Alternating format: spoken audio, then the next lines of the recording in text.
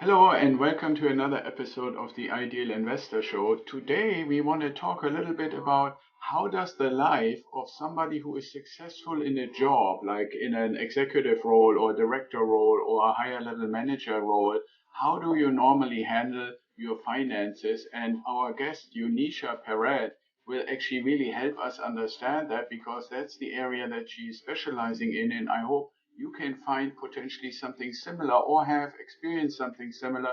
And Eunicia will help us understand how we can get out of it, specifically when you need help and advice and you're not an expert in finances and what to do with your 401k and so forth. Then the question becomes, are the people that you're reaching out to really have your best interest in mind or their best interest in mind? So let's talk about with Eunicia.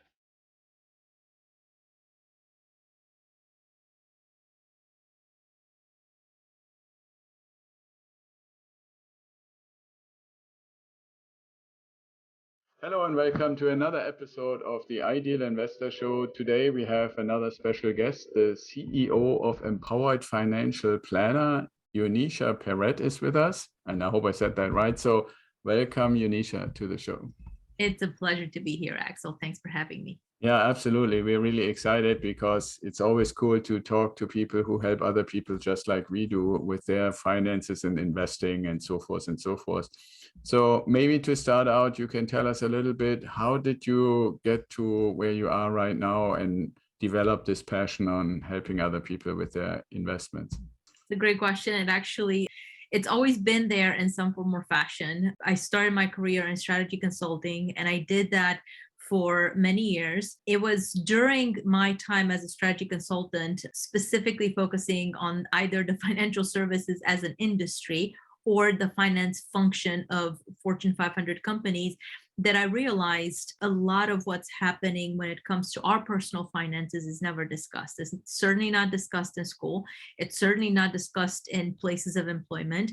As well-intentioned HR departments and compensation packages are, they're never really focused on the long-term trajectory for what it is that us as individuals should be focusing on. And because of that, what I found is that individuals, myself included, we're always focused on kind of the today, the now, and we never really take the chance to think about the future. Well, it was a few years back when my husband and I we had several things that were taking place in our life, and it kind of forced us to really sit down and think about where we were, what we were trying to achieve. And what we realized was that our financial advisors, all of the folks that we had talked to throughout the years, were really more focused on how much is in it for them, meaning how much do you have in assets under management and can they be invested, versus what our passion was, what we wanted to do.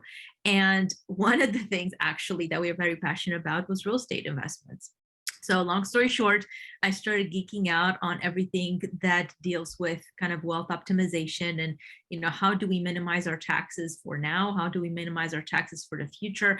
How do we optimize the portfolio? What is it that folks don't really know, and information that is not readily available for various reasons in the industry? And when I did that, it hit me as a ton of bricks, because what ends up happening and what I discovered is that the industry, when we're dealing about the individual and the small business owner, is really focused on not necessarily the right incentives for the client. It's really focused on the way that products are structured, the way that they're sold. And so what ends up happening is, let's say that in a situation similar to ours, you deal with individuals that are focused on their line of expertise only, but you've got a client who's very passionate about real estate as an example. How do you address that? Because that client, if they're working with a financial advisor that could care less about the real estate portfolio, is going to continue to discourage them. And now you're having an individual working with an expert who's discouraging their overall philosophy because they want the money to be invested. So when I realized that, I started really geeking out on how do we change those parameters? How do we eliminate the blind spots for the clients so that the way that they invest and the options that they have at their disposal are readily available. And as a result, they can have more of a fulfilled lifestyle and investment approach because it fits who they are as individuals.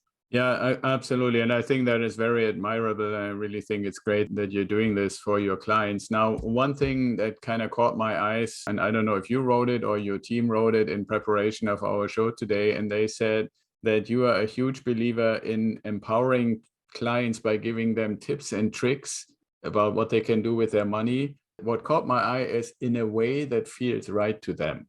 So, can you share some tips and tricks and how you make sure that it feels right to them? Absolutely. So I shared one, right? One example is, how do we deal with individuals that want to invest in things that are outside of the financial services industry? It's a huge thing and it's a huge problem, unfortunately. I can't tell you, Axel, how many people have come into my office almost with this burden of, and I have a real estate portfolio, almost as if they were embarrassed to talk about it.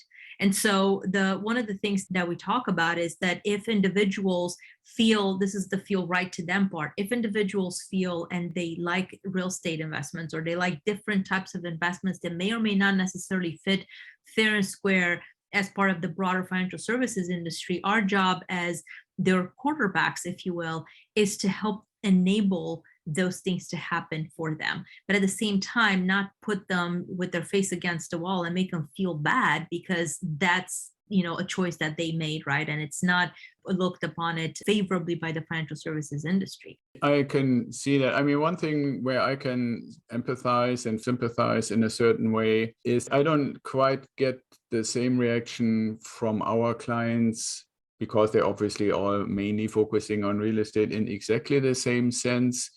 But there is a component to it, and I'm kind of curious what your thoughts are on that, that I would almost go as far as saying the media, the externalities that people are exposed to are consciously or subconsciously creating envy by making certain things sound like they're only accessible for a small, select, special group of people. And that is then the argument to say, well, if only, a couple last year, we were always talking about the top 1% or that kind of stuff. But it's not just that. That would be something, I believe, where you could say, okay, well, when I don't know if I consider myself part of the top 1% or not, probably not. But then to go and take this into this shaming corner, right? To say, okay, and these people should not get away with, is one of those terms that I have heard clients say. I feel like people around me are being told that I'm getting away with something. And all I did is purchase properties because I can understand in a spreadsheet that generating cash flow, so I can get like what we call to my time freedom point and have financial independence, at least to the extent that I can decide, do I do a full-time job, half-time job, no job, whatever it might be with my time. But I don't think I should be ashamed of that. But everybody around me makes it sound like I'm the villain, or I didn't work hard to be able to make these investments. So that's kind of like a similar, I assume, a similar thing like you're experiencing now in the current time. And I don't want to really preface it, even though I've written a few articles about it lately, but in the current time, when you look at the current environment, what is basically your advice, or what would you say to people who say, okay, well, I followed the advice that others have given me before I came to you, Eunicia, or to Axel, and asked them. And right now, if I look at the numbers, just the sheer numbers of what my money has done for me recently, or this year, or whatever term you want, a time frame you want to use, it's not been so shiny. I'm kind of curious, what do you tell them? What should they do? What can they do to maybe improve the situation?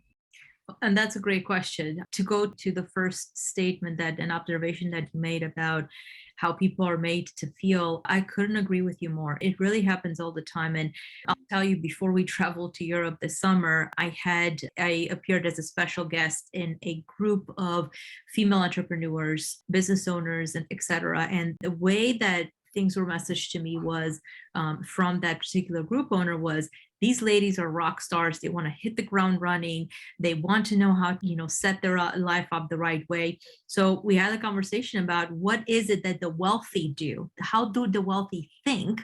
And what are the different things, tips and tricks that we should be thinking about for ourselves, right? To leverage the same things that the wealthy leverage, versus instead of showing them and making them look like, oh, they're bad. No, they really have teams of experts on their side. And that's exactly what I ventured out to do, to be able to offer our clients those strategic partners, if you will. So let's say that we've got somebody that's super interested in real estate, or somebody that's working with you, and they're reaching out and they're saying, Eunicia, I'd like to understand my options. Guess what?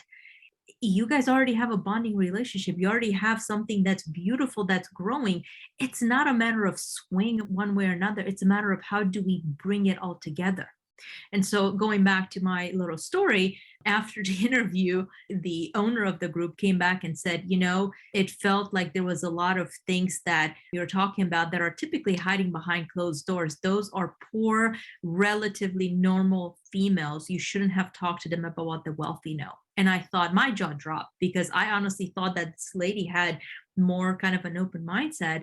And it was very clear, yet again, that the mindset, and sometimes people put themselves down, and when they put themselves down, inherently they're going to want to put everybody else around them down.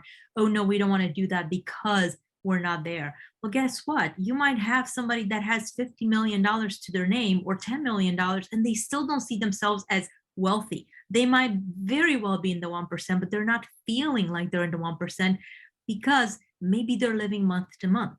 Yeah, exactly. But I've actually changed my spiel a little bit about it, or the way I communicate about it. And I'm not really using the term wealthy anymore, and I replace it with successful. I love that. In presentations, or when there's conversations about it, to say, well, let's look at what do successful people do. And that takes the scaling somewhat out of it, right? To say, okay, well, first we need to say, how do you define success for yourself?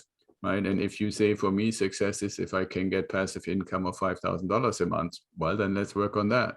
Right. And if it's $1 million portfolio, or you want to become a crypto millionaire, or whatever you want to become, and that makes you successful in your own eyes, then that measuring stick, and everybody obviously has their own, in my experience, at least what they consider wealthy. Correct.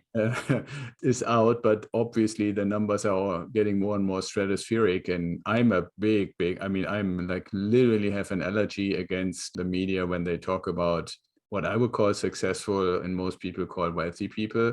Like, I hated that, for example, and not just because I might be fairly called a fanboy, but every time the name Elon Musk is mentioned, has to say, comma, the richest person in the world. I mean, for me, this is basically, okay, here I am. I have an open mindset. I'm being told the name of a person. And just to make sure that my mindset immediately goes to the peck of envy about the wealthiest person in the world, I have to get that told every time. Every single article, in some way, multi-billionaire, wealthiest person in the world. So I believe this is, getting to the point, and we lived through this between 2016 and 2020, where if you repeating something, even if it's false, just the sheer number of repetitions makes it feel like it must be something true about it. Correct. And that really that's what I call an allergic reaction, because it is, regardless whether it's deserved or not, by people basically constantly hammering their own agenda, it ingrains in our brains. And for me, this is not quite as strong when we talk about wealthy versus, constantly pointing out the wealth or the fortune of somebody individually. But I just decided, let's talk about success, and let's work together on becoming successful, and take this kind of like this dial of, where are you on the scale of the dial out of the picture.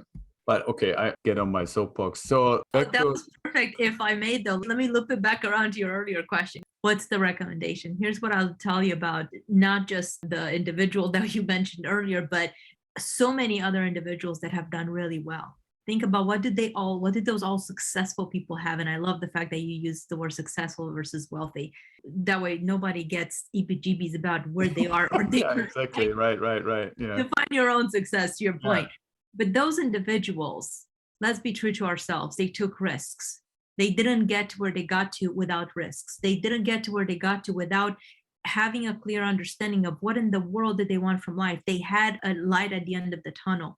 A lot of the things that, and oftentimes I'll tell clients, especially those that are focused on, oh my gosh, my portfolio is down. And we come across a lot of individuals that have amassed quite a bit of money, but because they've lost so much, and they might be very close to retirement or within the 10 to 15 years, their question is, am I going to be okay? Well, why don't we, instead of asking the question, am I going to be okay? Let's just take our blindfolds off and look at the reality. I cannot tell you, Axel, how many clients we've worked with where we took their blinders off, we worked with them, and we looked at what is their future projected to be. Asking the question of what will success look like, looking at what will the future require in terms of feeling financially independent, and Right. then projecting where they're at. And I can guarantee you, in more cases than not, the answer is actually a lot more beautiful than the clients oftentimes think. Again, those are the new clients that come our way. Why is that? Because it's this frenzy, this power that's being fed to people. You don't have enough. You're not good enough. You're not this. You're not that. And I tell people, one of the things that my bio also says is I'm a huge believer that only those that seek true freedom are going to find it. If they're not willing to open up, if they're not willing to have the right team on their side, they could be working with a financial team. But if the team is mediocre or the guidance that they're getting is mediocre, it's just as good as maybe not. It might even be costing them more. I'll give you one final example. One new client that we're bringing on right now, this individual sold a company for multi-millions of dollars a few years back. And his team at that point in time had no idea that there were specific things that they could have done to significantly reduce his tax exposure. And because of that, he paid capital gains like everybody else does. Now, when we started working together, some of his advisors were starting to put pegs in the tires to say, well, you don't really need somebody else. We're good. How about think about this and think about that? And my question to him was, where were those people 2 years, 5 years, 7 years, 10 years ago when you needed them? Because the amount of money that you left on the table over all of those years is huge. And now that you're going back to them and you're challenging them, all of a sudden they're coming up with fresh ideas.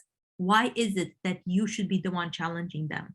And so my parting thoughts on your question to those that are listening is, just because your portfolio may be bleeding doesn't mean it's the end of the world.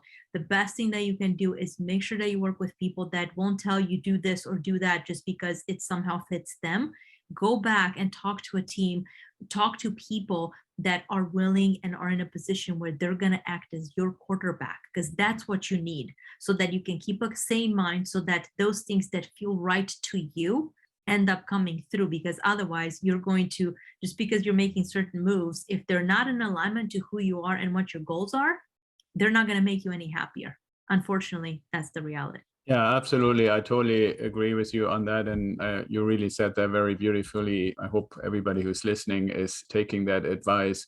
One thing that I want to kind of take our conversation along kind of one step further, you mentioned in the conversations that you have with clients to bring up, how did people that we know by name become successful, and working on bringing out the component of they had to take some risks. Right? That's how I would put it in my own words. One thing that I'm a little curious about and would like to hear your opinion about, in my observation, there is somewhat beautiful analogy that I use, because obviously our focus is on residential real estate investing, is kind of this notion of building a house. Right. And everybody knows I first need to find the piece of land, and then I need to basically get the materials and put in the foundation, and then build the walls and get the windows and the doors, and ultimately paint the walls and put the lights and put the furniture, kitchen, bathrooms, all of that. But it's all these steps, and then maybe do the landscaping, and finally you can say, okay, here are the keys and now you can move in. And when I draw that analogy over to Jeff Bezos at Amazon, I'm old enough to say I can remember how many people said this selling books online will never work. And that was just identifying the lot. Look at all the stuff that Amazon is selling today. 100%. Or I can remember when people said at the announcement of Apple claiming, okay, we're going to not just sell iMacs anymore, we're going to do phones, smart phones. And everybody is like, are they nuts? They're a computer company. Why would they want to get into the phone business? Right. And so on, and plenty other examples like that. So for me, there is a strong component of those people who are basically willing to be successful, or aiming to be successful by building their house, whether it's the house of Amazon or the house of Apple or the house of Tesla or whatever. I think there is a term, at least I would use the word conviction. And I'm kind of curious, Eunicia, what would you say besides the willingness to take some risks for high rewards? How important is conviction in this context? It's huge. It's huge, Axel. And as a matter of fact, I love the fact that you used the concept of the house, because as part of our overall methodology, I too am kind of really in love with the idea of the house. To your point, right? You have to build a house, but if you had the choice for even between the mountain and the sea, where in the world are you going to do it? Because the two options themselves are going to give you very different ways of building that house. And what I tell clients is, first and foremost, what's most important is that the foundation is solid, so that it can actually take on the build of an Amazon or the build of the Tesla empire or the Apple, etc. If the foundation is not strong, it will crumble. And part of that foundation is actually that conviction. And so for individuals that are dreaming and they're wanting to do something more, but they don't know where to start and they don't know what the right questions are, and they put it off for another month and for another year, and I'm going to retire next year and maybe I'll do something different, or I'm going to change things up and I'm going to work fewer hours and do something else on the side. That's wonderful. But if investments and if your financial house is one of the things that you're thinking about, it's very important for people to have the conviction in their desire to take that next step, because it's only after that next step that they'll be able to identify. Let's say that somebody's super passionate about real estate, but they don't know how in the world are they going to penetrate it because maybe they don't have the capital. Exactly. Yeah. And I mean, I would even go one step further. Why I mentioned the Amazons and the Teslas and the Apples of the world in the context of risk conviction, kind of in a certain balance, is with the analogy of seeing this like a house. What I hear a lot in the financial industry when people come to us and tell me the story of what they have done with their money so far is akin to somebody saying, you have your house, put a really bright but different color on every wall in every room, and that's your stock portfolio. Rather than to say, okay, I'm going to be the Apple guy and they have a certain design philosophy, and that's what my house is going to be like. And when you come in, you see this is an Apple house, or this is a Tesla house, or this is an Amazon house, right? And that's what I mean also in a sense of conviction. If you have a certain thing that you strongly believe in, it's not just the investing area, whether you say stocks or crypto or real estate or collecting art or whatever it may be, but it's never, and I believe it should never be, this broad industry covering umbrella that the financial industry wants to push people into, and they call that risk mitigation. Just if you paint every wall in your house a different bright color, then you mitigate the risk that people don't like your house, because there's always going to be one that they like. And the idea that they're diversified. Yeah, but see, the thing for me, if you play this analogy to the end, is the person who lives in that house is going to be miserable. Absolutely will. And only for the purpose that one of the walls is to the like of someone who comes to visit, right? So I think we need to leave that house a little bit behind us, but I wanted to at least make the point. And it's also the other component of that is when you look at the history of these successes, is they were all overnight successes with 20 years in the making. Exactly. Like if you look at how many quarters and how many years Amazon had negative returns, basically losses, and everybody said this company will never be profitable, right? And how many years it took to a point where basically when you say phone, everybody thinks iPhone, right? You actually have to now specify that it's not an iPhone. Coming from a point where people say, what, you guys want to get into phones? You're a computer company. And so these kind of things, I believe, show that when we have conviction and and everybody is different in their willingness to take risk or not so much risk. That's the one with little risk come to me for real estate. With a little more risk, I think they come to you and say, Eunicia, I like real estate, but give me something else to supplement to it.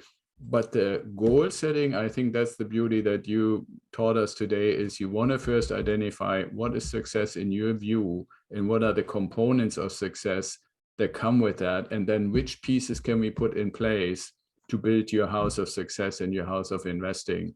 But don't make it like a graffiti house. Make it something that you can be proud of and that you can really show with pride. even if other people don't like it, well, then they don't like it. But Well, hold on a second, X. Other people won't like it because it'll be a much stronger house than theirs, right? that's totally true. Yeah, it is. And especially Fact. when you show them with the conviction that comes automatically with that, they might not like the house, but they love your conviction. That's for sure. Yeah. Absolutely. And, to that point, specifically talking about diversification, to anybody that's listening who's really well diversified, quote unquote, inside of their 401k portfolio, I would definitely urge them to get in touch with either one of us, really, because if they're passionate about real estate, guess what? That's not my area of expertise. I'm just gonna call you right there.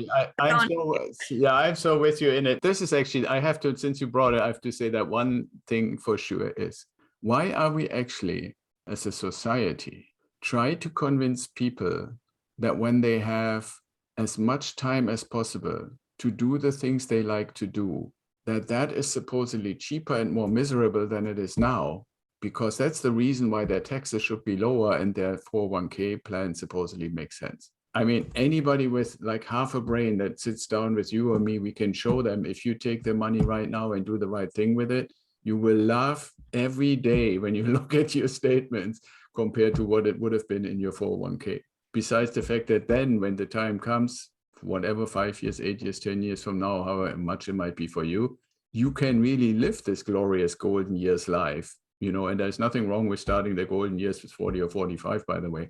But to tell people, I get really angry about it when people say, well, you do this and you defer the taxes because you will not have to pay that much when you're 60 or 45 or whatever. You say, well, I thought that was the best years of my life and I'm not going to live a good life or an expensive life or like a really fun life because I'm saving taxes. Come on. I mean, that's just, anyway, I'm another soapbox.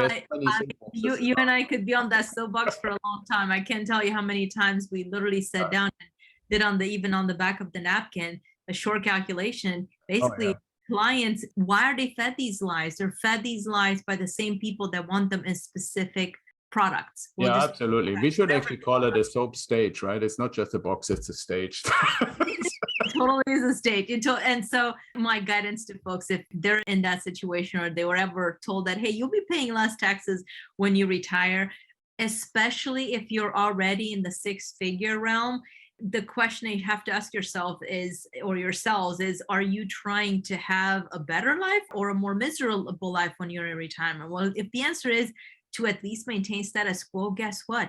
You're probably going to require very similar income levels or at least somewhere on par. So if that's the case, where is your money coming from? If it's in tax later and all of that gets taxed, if taxes go up even just by 1%, and I have not heard one economist that believes that in our lifetime the taxes are going to go lower than where we're at right now, then can we truly believe the lies that we're being told that taxes will be lower by the time we retire?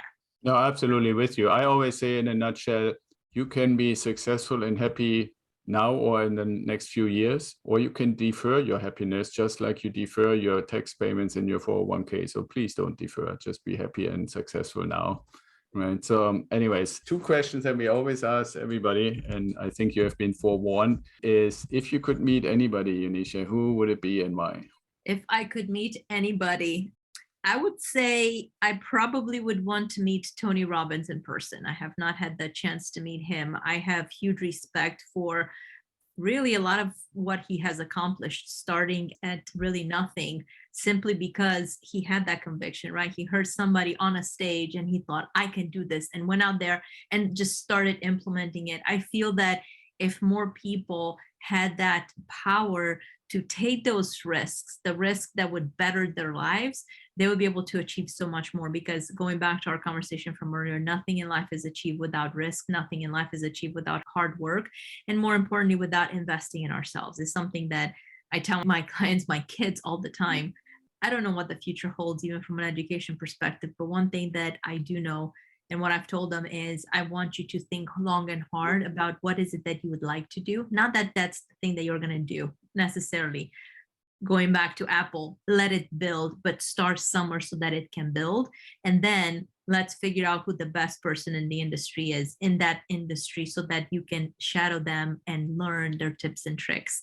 And so that would be my name for today. Yeah, absolutely. That's very cool. And I mean, it's a great example to show Tony has never changed he has been convinced his approach is the approach, and he's been doing it, I think, for 35 years now or something like that. And if you really look at the people that are successful, that is kind of like their story, right?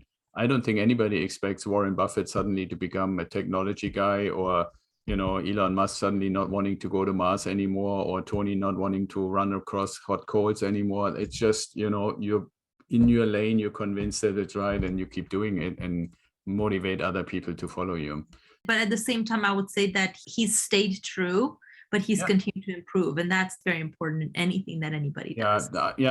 Improve and refine, absolutely, right? But you're not switching industries just because you suddenly think you need to diversify or something like that. Exactly. All right. The other question is, if you had a time machine, you could go forward, backward, anywhere. You know what you know, but you're not allowed to change the space-time continuum. Where would you go?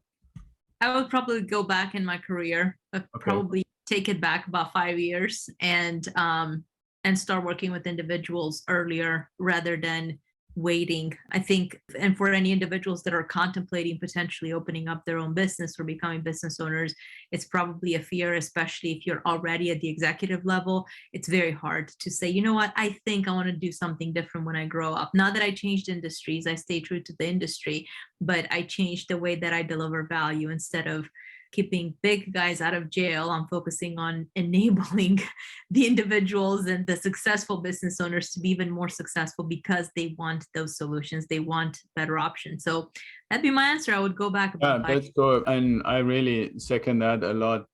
I would maybe add to that mentors like you and I are there to help. Right. I think part of that fear is fear to be alone and not having anybody who can help you actually do the things that you would potentially like to do. So, know that there are mentors. It doesn't just have to be you and me, but there are people like us out there who want to help you if you're actually willing and open to receive help. So with that being said, your team said that you have a freebie for the audience. So how can they get their paws on that?